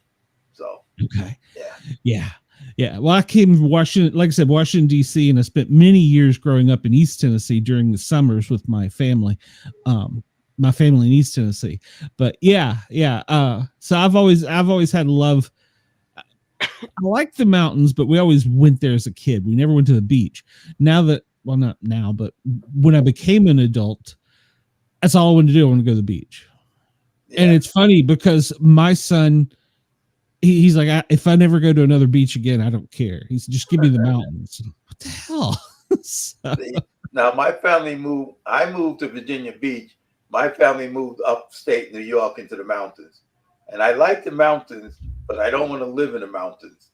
And, it's all winding roads and up here and down there. And I'm like, no, give me the beach. Give me the heat, the sunshine. I can't live in the mountains. I can go visit. I like to go visit, went camping and stuff like that. Younger, and took the kids camping and everything. But, at some point it's like, no, I'm not living in the mountains. I'm not going up and down hills all day long. Yes. Me and the missus are going to argue this when she goes to retire in a few years, because I want to go to Pensacola. So I want to go to the beach. And she's like, no, we're going to the mountains. I'm like, no, we're not. That's funny. So you said you did other type of writing before this. What did you do? Oh, I wrote a complete set of books, 4 books about urban crime, adult urban crime, called the Killer Series. I saw that on Amazon. You saw that on Amazon? When I was looking up your books, trying to find the first book to this one to add to my Kindle, because I found that one on Kindle. And I saw those true crime ones come up. I was like, interesting. Yeah, they're not actually, because I like true crime. They're not actually true crime. They're truish crimes or fictionals. As my ex-wife used to say, well, this is more like a fictional than a fiction. And because I grew up in New York, I grew up in the gangs when I was younger. Grew up in Fort Apache, the South Bronx, and then we moved to mob territory. So all my friends were gangsters and mobsters at some point. And the first book in the series is called Killer with a Heart, and it's about the 2 teenagers, Morris Mojo Johnson, who picks up the moniker of Bulletproof because he survives a shootout in a bulletproof limousine, in a bulletproof car. They try to kill him, and he managed to kill everybody else in the car, and he gets away. And his friend, Nicky Nails Roxy, is the son of a mobster. And Nicky always has these great plans. And so one of his plans was to rob a mafia money drop because he thinks they're skimming money off of another family, and therefore, and doing it in his territory, which makes it fair game for him to rob them. And so they come up with this plan to rob these people because they figured no one's ever going to figure it's them. And of course, everybody knows it's them. And, and as teenagers, you always think that you got the greatest plan and, everything's going to work out and everything. But that's why Morris gets marked for death, because he also messes around with the mob boss's daughter. And so they want to kill him. And Nicky is the son of a mob boss, so they really can't kill him, although they will try. And so they become bigger and better criminals as the story goes on. Morris becomes an international arms dealer, which puts him into situations with the government, and we start learning about the war on drugs and how America went into South America to overthrow the countries, basically. And Venezuela, is it Venezuela? Argentina, not Venezuela. Venezuela has more oil in it than all of the Middle East. And so part of what happened in the 70s and 80s was the American government was trying to destabilize some of these countries so they can get their hands on the oil, because they knew they were losing control of the Middle East due to the Muslims, kicking out, like the Shah of Iran got kicked out. And so they knew they were going to lose out on the Middle East oil. But then they figured, well, there's plenty of oil over here. all we have to do is overthrow their government. And so it's a continuous story of the government, the crime families, Morris being the head of these gangs, and Nicky being his best friend, how they move in and out of these situations. And of course, a lot of revenge and murder and all kinds of stuff happens throughout the 4 books. So the first book is Killer with a Heart. Start there. I love your nicknames for him. That first one sounded like a real bluesman. So I was like, hey, he's got it. When you said, I thought you said at first he picked up a harmonica. I'm like, hey. There is some music involved, but they don't play it. They're more like listen to it. Gotcha. Yeah. Well, I love the nicknames, but that era, that's what everybody had a nickname. Yeah. Yep. Especially if you was in a gang or you had to have, your moniker, and you would usually give it something because of something you did or things like that. You become, Jimmy the Pipe or something, I was going to say, what was yours? With a pipe one day, you become Jimmy the Pipe. I like it. Well, that's how I got Sport Cat, but that's a long story. Okay. I see that Sport Cat, and I was like, okay. I think I'll ask you about that. Yeah, no, that's my little street name. I'm in public safety. Well, my whole career was in public safety, and Sport Cat is a type of police scanner, and they call when you're young and you like to listen to the police scanner, they call you a whacker. Well, I ended up in my first job in public safety, being in dispatch, and I made the mistake of bringing a bright yellow scanner in to show off, called the Sport Cat. And there are people in East Tennessee that don't know me by my real name. And my wife is Mrs. Sport Cat. There's a half a dozen probably Knoxville firemen that don't know her real name. They just know she's Mrs. Sport Cat. How many people honestly know my real name, Glenn? That's true. And I still don't know that I know it. I just can't pronounce it. Your books sound so great. And you sound like you write these from the heart.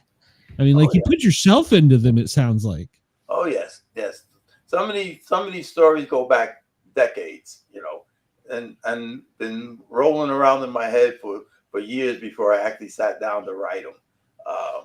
So it, like the Killer series, I had the whole thing mapped out long before I wrote the first word.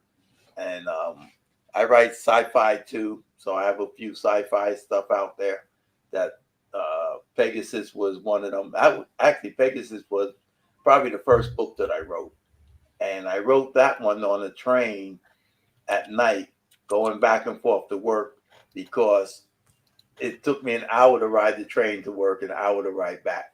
So I would have my notebook, and when I'm sitting there riding the train, I'm writing down, and I figured I'll write this book in 1 hour chunks. And so it was all about traveling through space and, what happens after World War III kicks off and everything. And it's a Noah's Ark story, actually. We built the first light ship, the first ship that will travel at the speed of light. And that's Pegasus.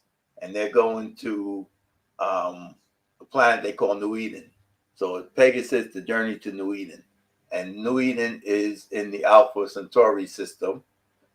We now know there is a planet out there called Proxima B, because Alpha Centauri is actually 3 different star systems, 3 different stars. And Proxima is the red dwarf star, and there's a planet around that. But when I wrote this thing back in the 80s, we knew none of this. We hadn't found a single exoplanet yet. But I just knew there are going to be planets out there. And where else would you go? If you can only travel at the speed of light, you're only going to get so far. So the next nearest star to us is the Alpha Centauri system. Also, that's where Lost in Space was supposed to be going. Do you remember the show Lost in Space? Oh, wow. Yeah, you're right. That's where they were originally going to go until they got knocked off course and went all over the galaxy. Never were they able to find their way back to Alpha Centauri or Earth. I'd forgotten that. Wow. Okay. So I figured, okay, the first place you're going to go is probably to the nearest star. And there's other stars that are like 25 years away, different stars that are within a lifetime of getting there. But the closest one is the Alpha Centauri system. So they take everything good off the Earth and they put it in this ship. That's why I said Noah's Ark, because they take all the good parts of the Earth and everything, and they put it in this ship, and they're going to go one-way trip to go settle on what they call New Eden, which we now call Proxima B. So that's the idea, that they're going to do this. And of course, as they're getting ready to leave, things break out because they plan to leave everybody else behind. And by this time, the world has already degenerated into a mess, let's just say. We have corporations which are running the world, and the greed and all the kind of stuff that, mankind is known for is going on. And so they're going to leave all that behind. So Zach and Zuri is going to make a new life for themselves and all this kind of stuff. And what happens is war breaks out, and they launch a ship with only them two on board. And they don't want to be the only one on this planet, and they decide that they need to take over the ship from the AI. They need to get the ship off of remote control, and they need the AI to teach them how to do that, how to gain control, because they have no idea where the ship is going. Zach is a radio man, and Zuri is a daughter of a diplomat. So she has some standing, class standing, because she's the daughter of a diplomat who's actually one of the African diplomats who got killed as Africa was joining.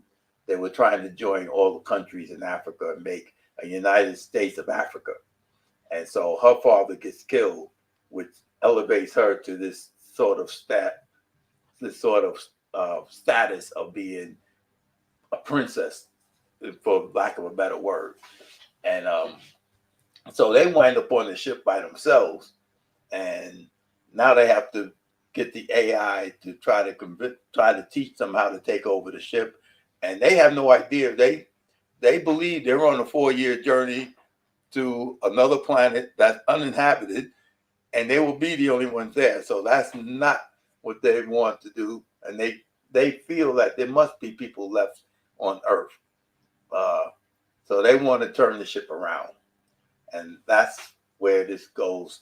And it's a psychological thriller in that they have to figure out how to control the ship and what's the actual secret of the ship. Because, they just didn't build this ship to go off into another planet. That there's more involved than that. How did you come up with the theory of AI before AI? Well, I work in computers. Okay. Yes, I've been working in computers for quite some time, since high school. As a matter of fact, I probably wrote the first computer virus. Because I went to Catholic school, so that means you automatically do bad things. Yep. And we had the first network that I know of in school. And so we had this network between all the Catholic schools in New York and everything. And I was learning programming, and I learned how to do a denial of service, lock everybody out.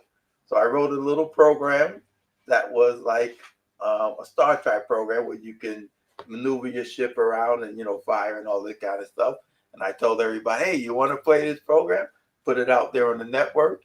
But of course, if you got into the program, it will lock up this computer. No one else can get into the network. At some point, it's just going to start counting numbers. Did you ever get caught? Oh, yeah, they came right to me. We know right to me. They said, we know it has to be you. What you must have been a troublemaker. Yeah. What is your favorite? What's that? What's your favorite? What is your favorite series, like genre that you've written so far? What's my favorite? Well, it would be the Killer series. Would be my favorite series because that went so deep into characters and into situations. You know, if they go around the world and you have Russians, you have the war in Afghanistan when we was helping the Mujahideen out. So it covers so much stuff.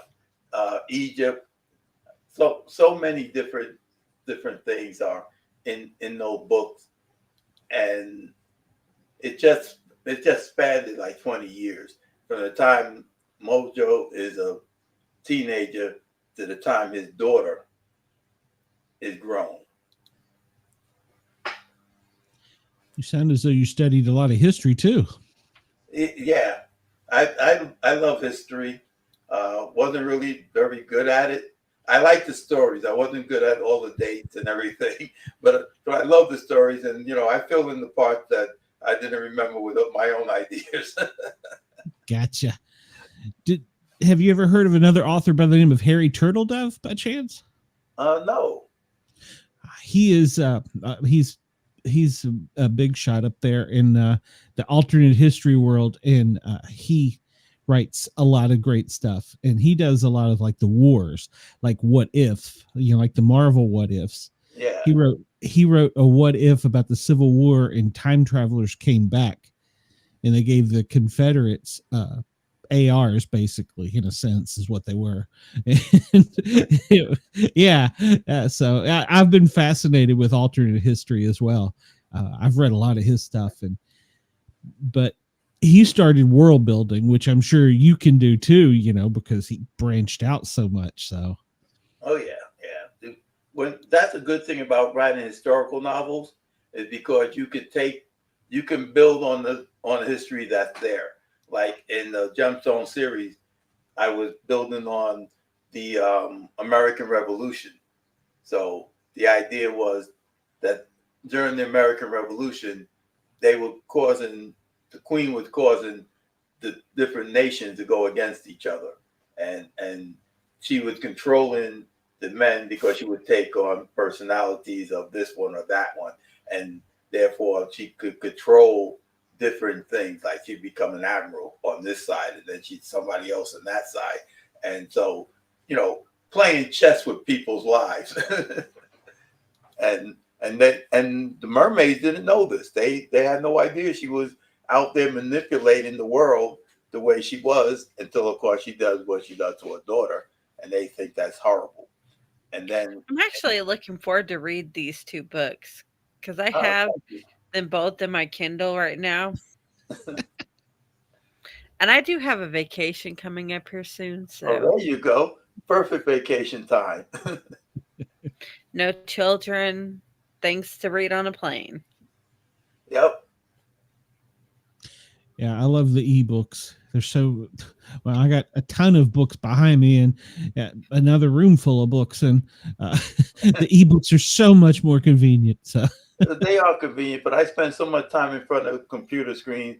I don't really like to read on the computer, so I don't really like to read the ebook. But now my eyesight's so bad, it's hard to read paperbacks too. So, and I can't listen to audio. Have you considered turning your books into audio form? Yes. In fact, Amazon has got a beta project. So I went ahead and did the Emerald Lady in audio. And, because it costs a lot of money to do audio books. No matter how you do it, what you pay the person up front. Audiobooks are quite popular nowadays. Yeah, they're quite popular. I've got ADHD, and it's hard for me to sit and focus on the book, or even my digital book. It's easier for me to stick my AirPod in and listen and go about my day. I was listening to audiobooks when I was driving across country in different places with my ex-wife now, and because she likes audiobooks. So when she's driving, we'll listen to audiobooks. And I told him, when I'm driving, we can't play audiobook because I will not focus on the road.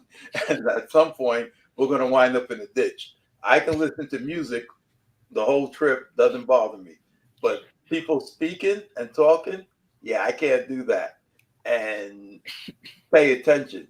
And one of the jobs I had as a programmer, I had to drive back and forth to Richmond, and my boss would be calling me up, wanting me to troubleshoot programs as I'm driving to Richmond. And I told the guy after the second time he called me, I said, "Hey, you can't call me up and ask me to troubleshoot programs while I'm driving, because now I'm not paying attention to the road. I'm seeing code in my head. I'm rewriting code in my head." My oldest son just graduated high school here this last June, and that's what he's going to college for, is programming. Ah, good. Because he's great good job with coding, and he's been good. He's autistic, so people with autism tend to have that one hyperfixation, and his is graphics designing and coding, and so that's what he's been wanting to do since like elementary school. Yep, because yes, you can get very tunnel visioned into that world, and it's really good. And I'm glad he's going that way. He's going to be very successful at it. And because with him, he has issues working with other people in the public, and that job he could do just by himself. Yes, I worked with somebody who was autistic, and he was a fantastic programmer, and he had trouble communicating with other people. He only talked to me and one other guy, Brian, because we knew how to talk to him. And we would give him. I've got 3 autistic boys, and I'm autistic, and my daughter's autistic. So okay, so yeah, but it's a good life, and like I said, it's very rewarding, both money wise and creative wise. My middle son, he is autistic, and he's hyper fixated on weather. And since kindergarten, he's wanted to be a meteorologist. Now, when he graduates high school, he's going to be a meteorologist / storm chaser. So, ooh, I don't know about the storm chasing part. Yeah. Well, see, he grew up in Oklahoma up until 2018, where he was around all these tornadoes and everything. So that doesn't faze him. Yeah. And my husband's like, "I'm going to join you," and I'm like, "Have fun. I'm not doing it."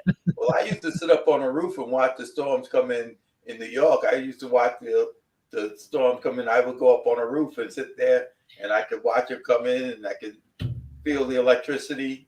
You know, it's a thrill. And we used to watch them coming in, like when we lived in this little trailer. We watched a tornado jump over the highway and hit the town next to us. It's amazing. Mm-hmm. I was driving across the bridge one time and down here, and I was leaving because the tornado might have been coming our way. We don't get tornadoes that often here, but the way they were talking about the thunderstorm coming up, I was like, you know what? I got to get out of here. I'm getting across that bridge before that tornado gets here. And I seen it coming across the water. So everybody said, "Why are you leaving?" You know, because I was in Hampton, at the job in Hampton.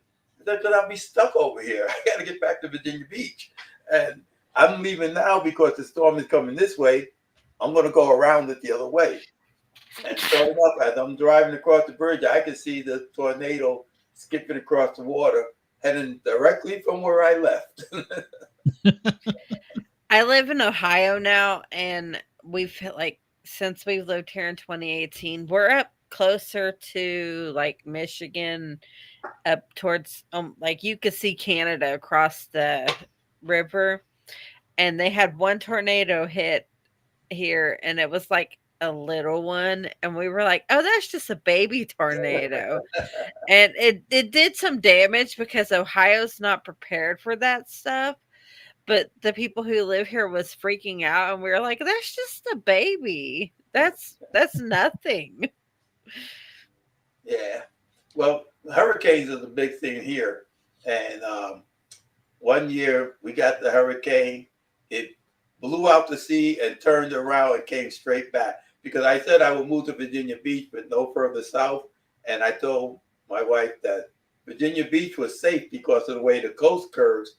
the hurricanes usually blow out to sea. They don't come across. They'll hit North Carolina, South Carolina, across Florida, stuff like that. But as they come up the coast, they curve out because of the way the coastline is. So this one curved out, made a U-turn, and came straight into Virginia Beach. We got slammed. Peel part of the roof off my house. The roofing. And my sons are sitting there looking at it. Go, oh, look at that! Look at the shingles flying. Look that! I said, those are our shingles, guys. It's not that exciting. That's our roof that's blowing off. As an adult, you got to pay for it. Yeah. I said, tomorrow we're going to be up on that roof, and you guys are going to help me redo the roof. Yeah, Virginia Beach is beautiful. It really is. Yes, it is. It's funny. It was another place I told my wife about. In fact, they've got a great. It's Neptune. It's a statue there on the beach, isn't it? Yes. Yeah. Okay. Yeah, they got a statue of Neptune down on the beach. Yeah. Yep. Very beautiful. Very beautiful.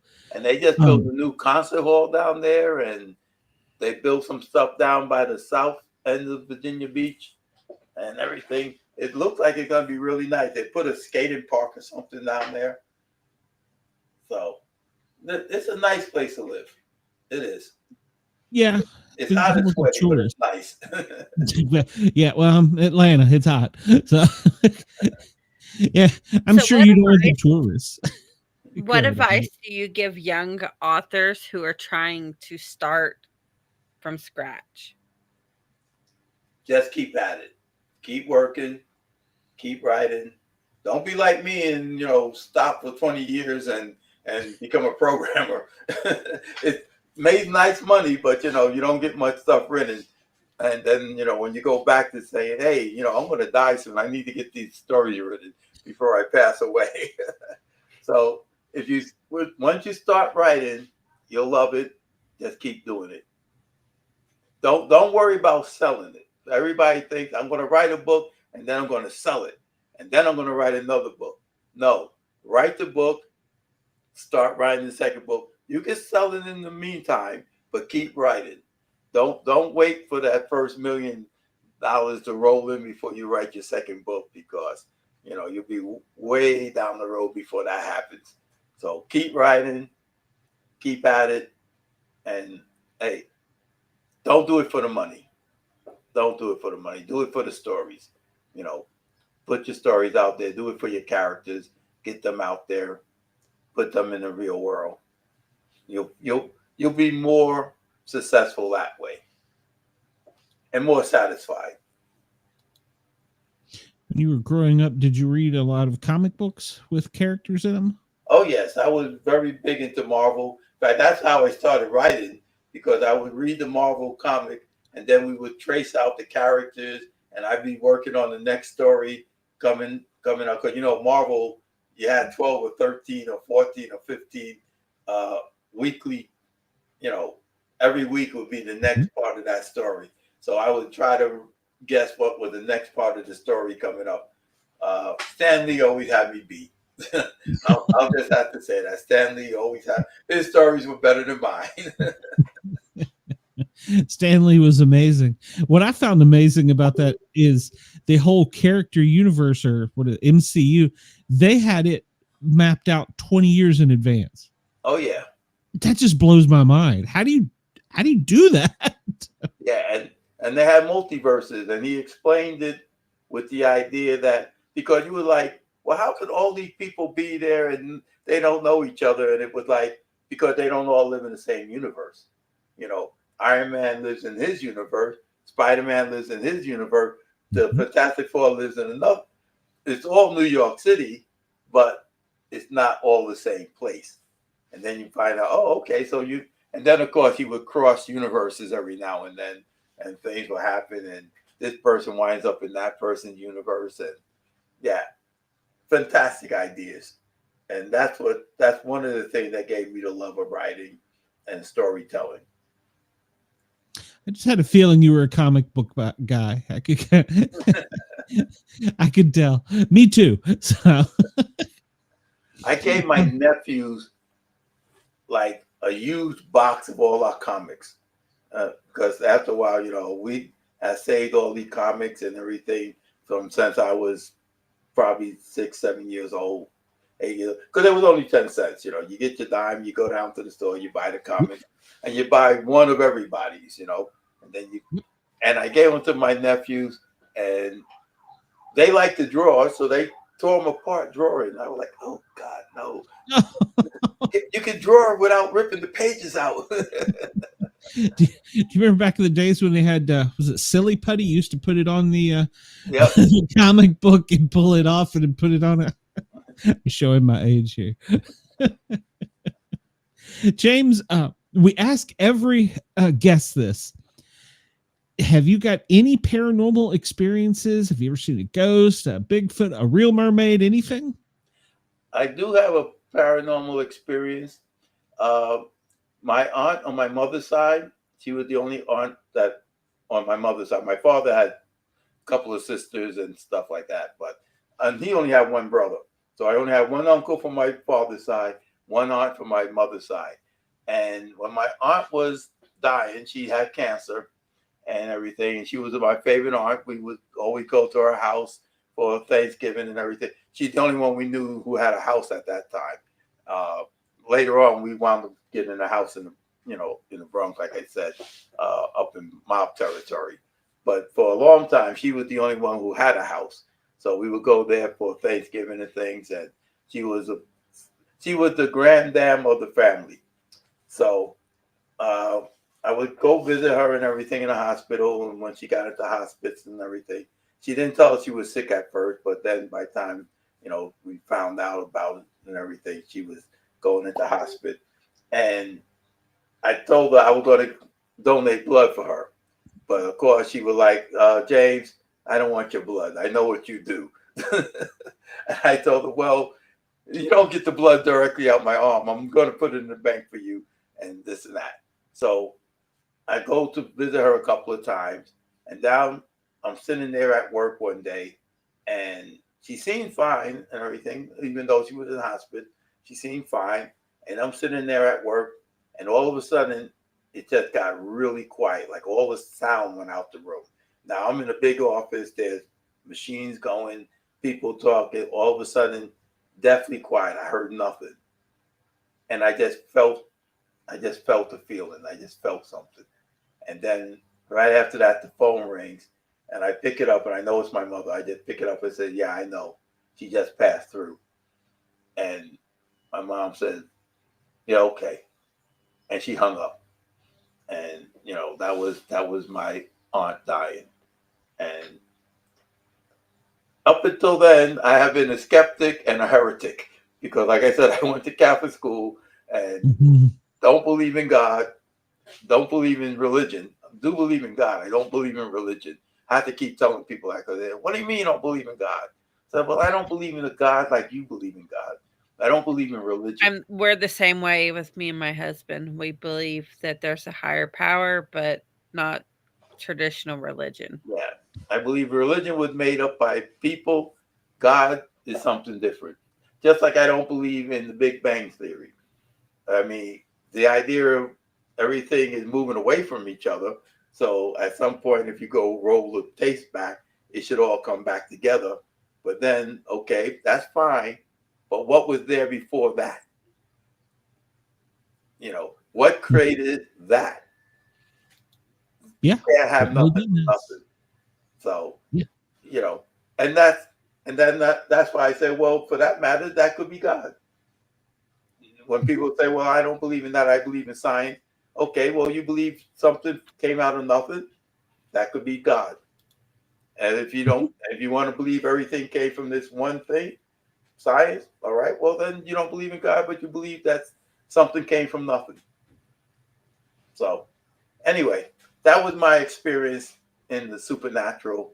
My grandmother passed, not my aunt passed, and I knew it. She came by to say goodbye. That's what I felt. She came by to say goodbye. I wound up with all her books, by the way. She had a love of books as well. Oh yes, and she had a whole bunch of romance novels and all that kind of stuff. I wound up donating that stuff to the library. I mean, she had all the romance novels and everything, and everybody was like, "Well, James, you're taking the books. You're the writer of the family. You need the books." And as I'm going through them, I'm like, okay, this is just one romance novel after another. I'm not reading these. Yeah, you don't look like the romance novel kind. Well, see, my kids are going to get romance novels with supernatural books and horror, but not the stereotypical romance novels. Oh yeah. Well, you must believe, since you believe in, well, let's say believe, since you had the experience, you must believe there is something more out there, and we probably don't know what it is. And I'll probably find out when I'm dead. I'm not going to worry about it while I'm alive. And, there's always tomorrow. I got to eat, that kind of stuff. Yeah. When I'm dead, I'll know. And that's one way of looking at it. Nope, nobody really ever came back to tell anybody anything. No. That's what I say. All the answers, you want to know the answers to all the questions, but you don't give them till you die. Yeah. It's like giving you a lottery ticket and not being able to scratch it. Yep. So I'm like, well, why worry about it? One day I'll die, and whatever I did, and whatever I didn't do, I didn't do. And hopefully, as the song goes, I didn't mean nobody no harm. Yep. What's next for you? I'm going to finish the Gemstone series.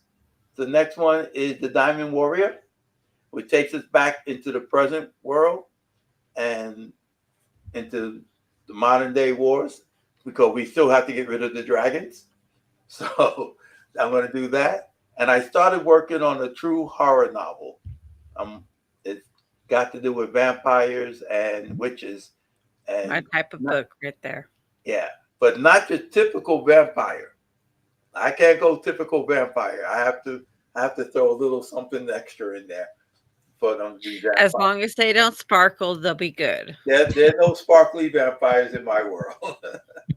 Well, sparkly vampires aren't real vampires. Uh-huh. But who knew? He becomes a vampire through both of situation of his birth and magic. Interesting. Well, tell me, you're going to come back when you got them. You've been an awesome guest. You invite me, I'll come back. I'll let you know when I'm done. I gotta finish the Gemstone series because that one's been going on for a few years now, and because I was writing in between that and the Killer series, it's been going on for a couple of years. So I got to really finish that series, and then I'll jump off and do the horror story. The House of Sun and Shadow is called. Okay. Well, you've got an open invite, so you know how to get in touch with me. You got my email. It's been a pleasure, James. I will put how to get in contact with you in the show notes afterwards. So if anybody has any questions, wants to get an autographed copy of your book, or sure, maybe they just want to write a book themselves and want some advice. So I'm also a publisher, so if they write a good book, they can always query me on publication. Hey, I may be talking to you. Okay. True. Actually, seriously, I've got the outline. I just got to put it all together, and I'm not very organized. So I'm going to need a really good editor. I'm a plotter, though, so I'm organized in that way. I'm a plotter, so I can organize that way. Gotcha. All right, James. It's been a blast, man. It really has. Thank you for coming on. I really appreciate it. Thank you. And it has been a lot of fun. It has. Please come back and see us and enjoy that beach. I wish I was with you. So. Oh, yeah. Go fishing. There you go. I haven't been fishing in years. I bought a boat, and that was the last time I went fishing. Now I sit on the boat and drink. I had kids. That was the last time I went fishing. All right, James. Have a great night. We'll talk to you soon. Thank you. All right. Bye now. Yes, sir. Bye-bye. He was great. He was great. I love it. I could tell he was a comic book nerd like me. I could just tell it. So, all right. Well, Harley, we have tomorrow. I don't have sound right now, so I'm having to listen to it from. Okay, so you're on tape to play. So we have a great show tomorrow, the big chat coming up. So everybody make sure to tune in for that. Tomorrow night, 10 o'clock, it's the live eviction episode for Thursday night. So we'll be live at 10 o'clock to talk about everything CBS Big Brother, because, well, it's like my addiction during the summer. So everybody come check that out. And I'm doing a daily news show now. I would really, really, really like everybody to come over to the Sport Cat shows and subscribe. Give me a like, give me a following, because I think YouTube's pushing me down the algorithm because, well, I'm a little outspoken on some things. So come check me out. Search at Sport Cat shows, Para OR Normal Guyz. Next week, I don't think I have my calendar.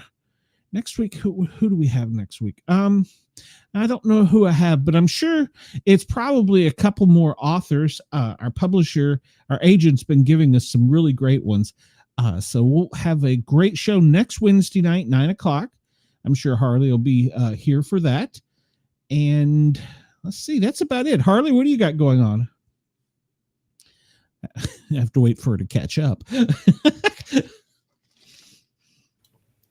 We have the last part of the Led Zeppelin bracket on Saturday.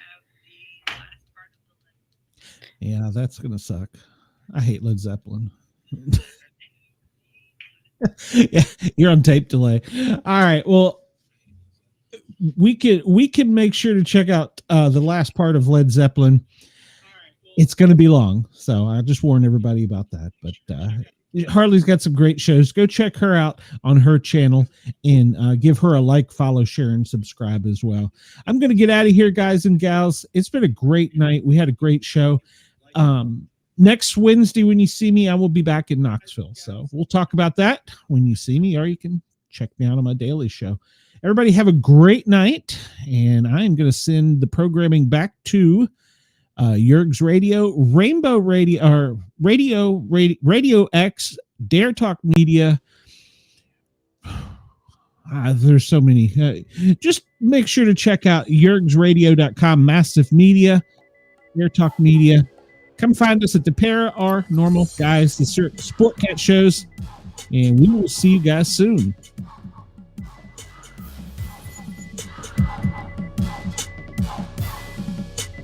We have a 138 at